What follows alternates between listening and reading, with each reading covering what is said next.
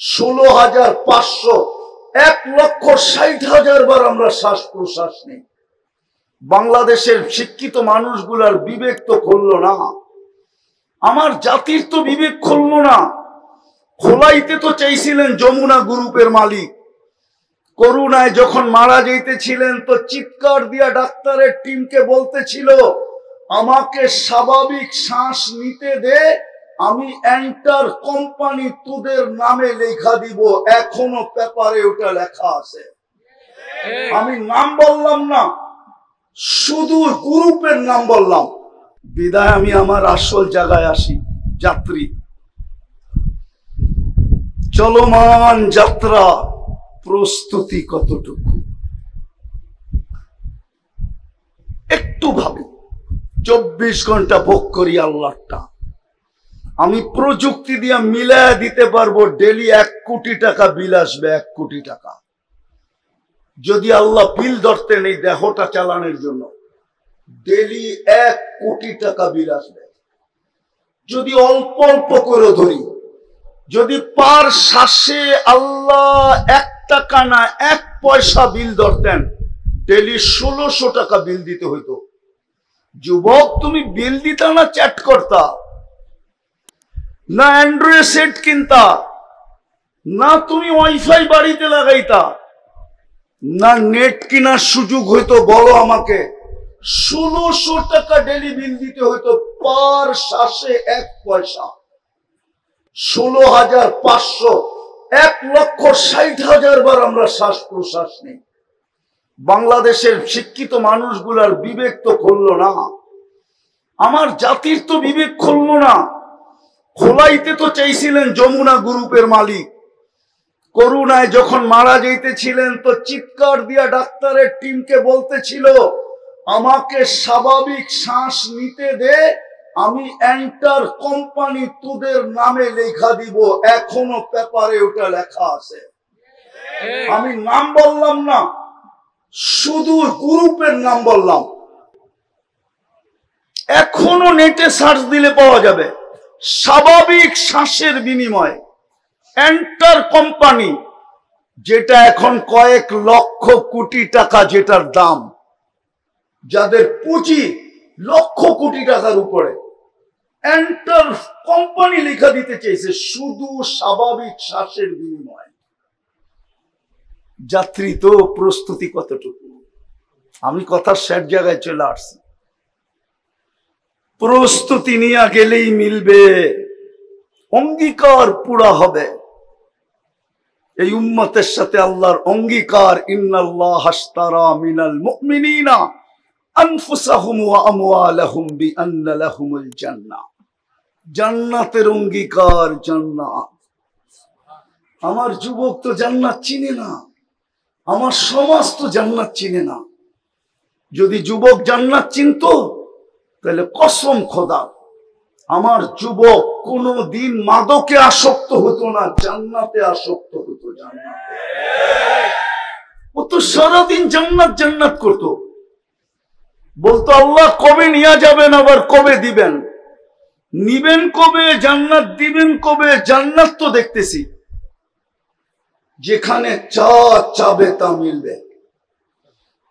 যুবক, চিরদিনের জীবন মিলবে, আনতাহইয়াউ ফালা তামুতু আবাদা। চিরদিনের জীবন বলবে, মউত কোনদিন আসবে না। আনতাশিব্বু ফালা তাহরামু আবাদা। চিরদিনের যৌবন মনবে, বৃদ্ধ কোনদিন হবে না। আনতাসিহু ফালা তামরাদু আবাদা। চিরদিনের সুস্থতা মিলবে, অসুস্থ কোনদিন হবে না। আনতানামু ফালা তাইআসু আবাদা।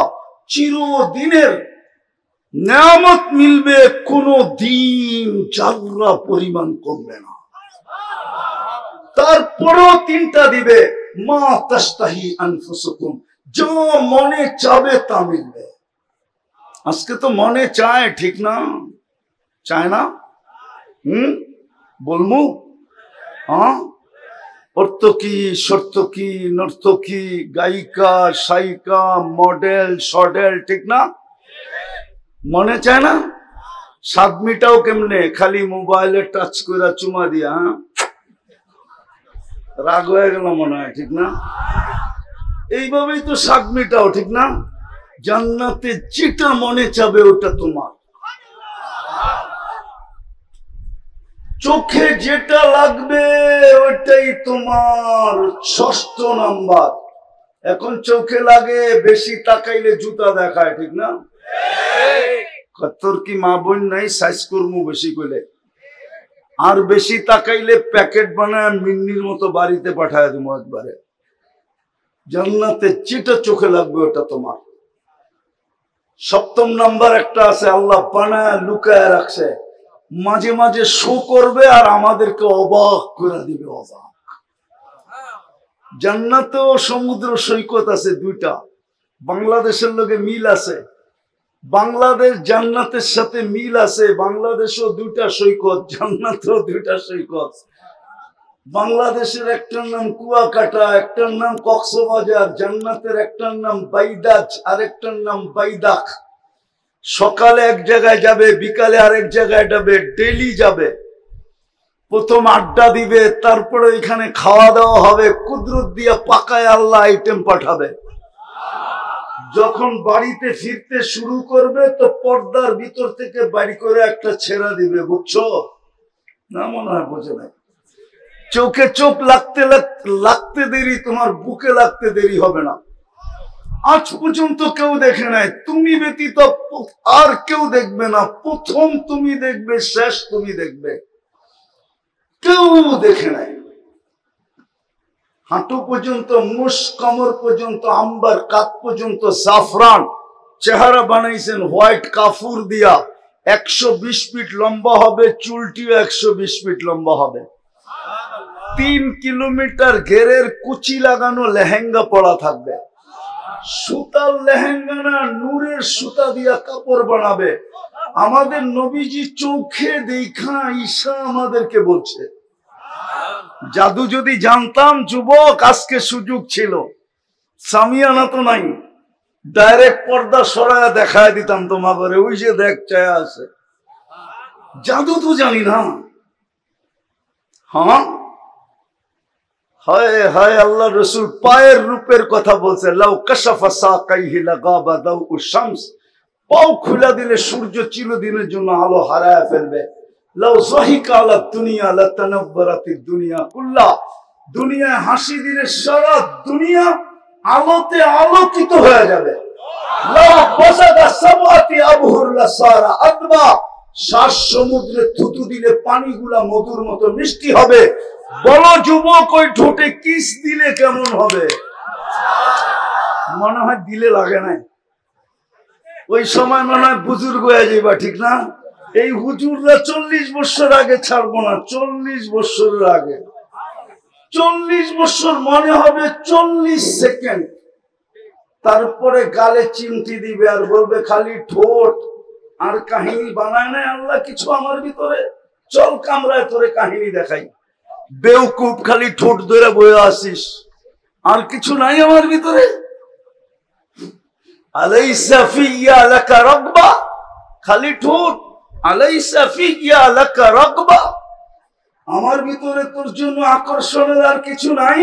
চল কামরায়, বেউকুফ। ও যুবক, ওই জান্নাত দিয়া কিনবো। চলো আজকে প্রস্তুতি নেওয়ার জন্য প্রথমে তওবা করি। তওবা করবা পাক্কা? আল্লাহ কিন্তু ডাকতেছে। ওলামা আমার সাথে একমত হবে। এখন রাতের 3 ভাগের 1 ভাগ অতিবাহিত হয়ে গেছে। আল্লাহ ডাকতেছে, হাল মিন মুস্তাগফির, কে আসিস মাপ চাবি? আমি চলে আসছি তোদের দুনিয়ার ছাদে। বন্ধুর দিকে তাকায় চলে আসছি, তোদের দিকে তাকায় চলে আসছি, মহব্বতে চলে আসছি। মেলা আল্লাহ, সামান্য পদওয়ালা মানুষকে দুনিয়াতে দেখি, সামান্য পদবিওয়ালা, সামান্য একটু পদওয়ালা ধরা ছোঁয়ার বাইরে চলে যায়।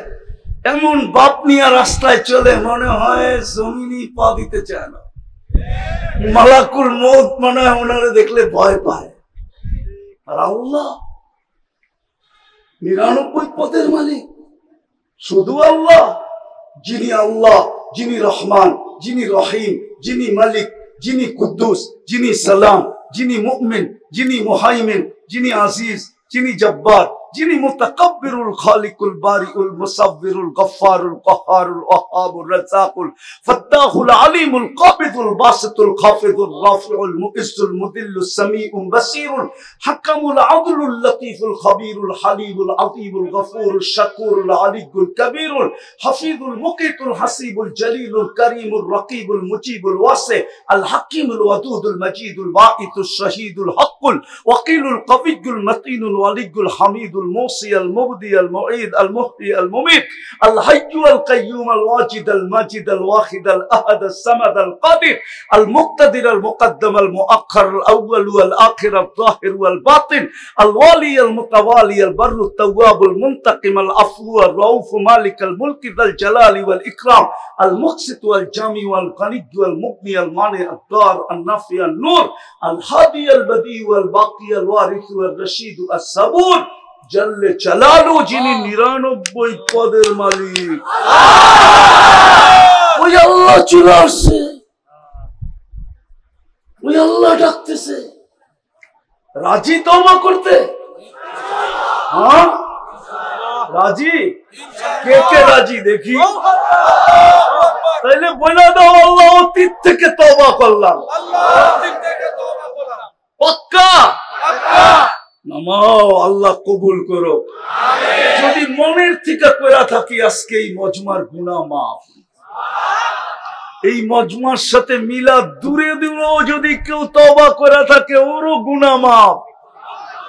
হায় হায়, ওলামা সেই জন্য একটা হাদিস শোনায় দিই। এই উম্মতকে আল্লাহ এত ভালোবাসেন, এই উম্মতে তো গুনাহ মাফও চাইতে হয় না।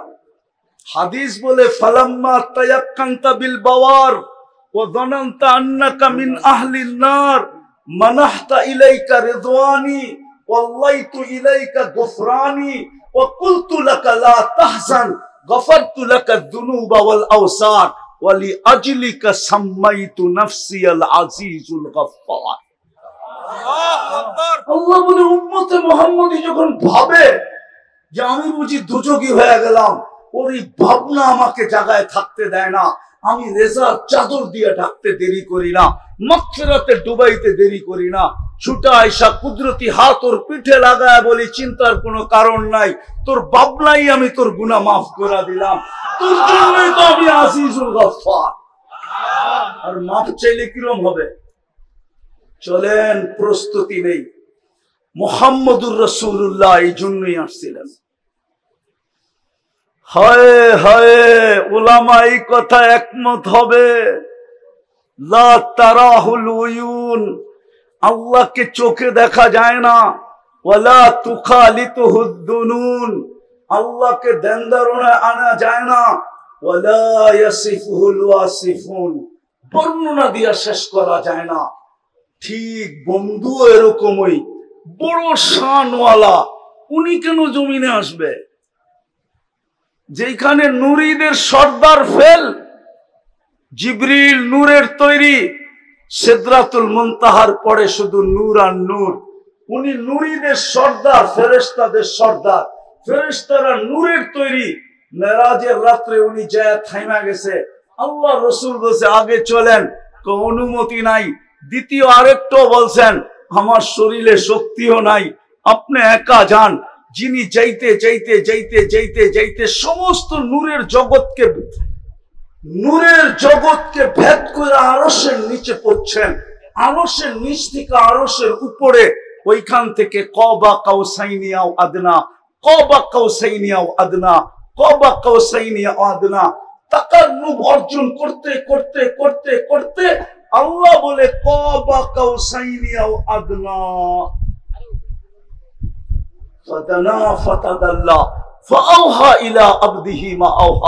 উনি কেন জমিনে আসবে? সৃষ্টির সর্দার জমিনে, কিয়ামতের রাজা জমিনে কেন আসবে? উনি আসছেন আমাদেরকে অল্প সময়ে, অল্প পরিশ্রমে আমাদেরকে প্রস্তুত করে দিতে, রেডি করে দিতে।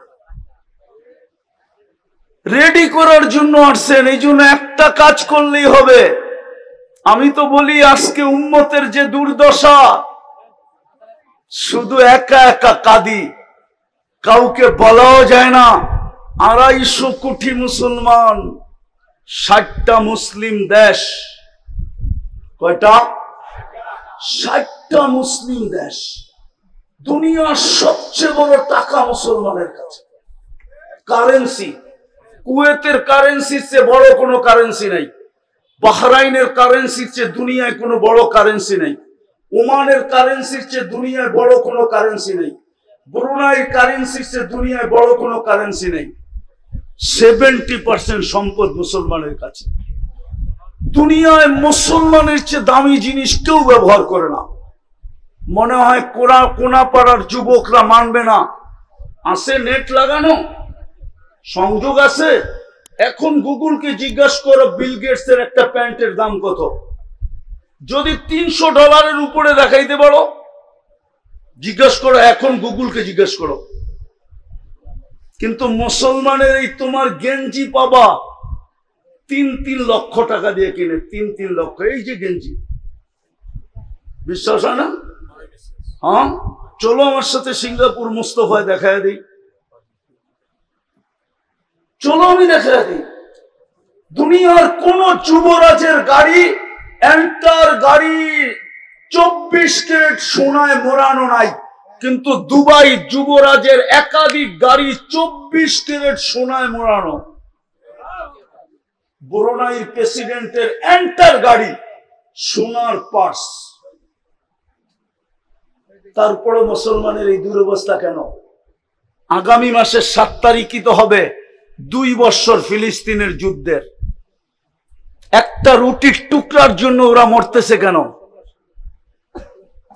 আল্লাহ মনে হয় আমাদের দিকে তার রহমতের দৃষ্টি দিতেছেন না। আর দিবে তো দিবে কি করে? বন্ধুকে তো পাঠাইছিলেন প্রস্তুতির জন্য, বড় কম সময় দিয়া, কম পরিশ্রম দিয়া। চলেন একটাই নিয়ত করি, একটাই যদি করতে পারতো এই মুসলমান 100%, তাইলে একটাই যথেষ্ট ছিল।